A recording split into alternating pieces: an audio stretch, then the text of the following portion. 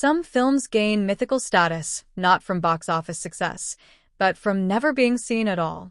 Whether due to legal issues, studio politics, or creative implosions, here's 10 unreleased films remain trapped in cinematic limbo. The Day the Clown Cried, 1972. Directed by and starring Jerry Lewis, this Holocaust drama about a clown who entertains children on their way to the gas chambers was shelved by Lewis, who later called it a mistake. Though a rough cut exists, it has never been publicly released. Don's Plum, 1996. A black-and-white indie film starring Leonardo DiCaprio and Tobey Maguire was blocked from US and Canadian release after the actors claimed they hadn't agreed to it being marketed as a feature. It remains largely unseen outside Europe. Dune, Alejandro Jodorowsky, 1970s. Jodorowsky's psychedelic, ambitious take on Dune was never filmed, but is perhaps the most famous movie never made. Its failed production is documented in Jodorowsky's Dune, 2013, highlighting its wild designs and influence on later sci-fi films. Empires of the Deep, 2006 to 2014, a Chinese-American fantasy epic with a $100+ million budget.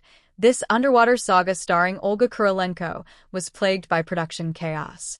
Despite years of filming, it was never released. Something's Got to Give, 1962.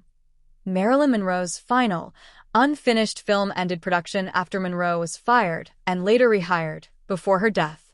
Only fragments of the film survive, giving fans a glimpse of what could have been.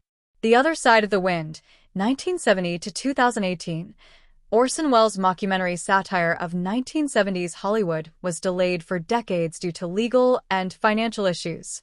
Though it was eventually completed and released by Netflix in 2018, its legend was built during the 48 years it remained unseen.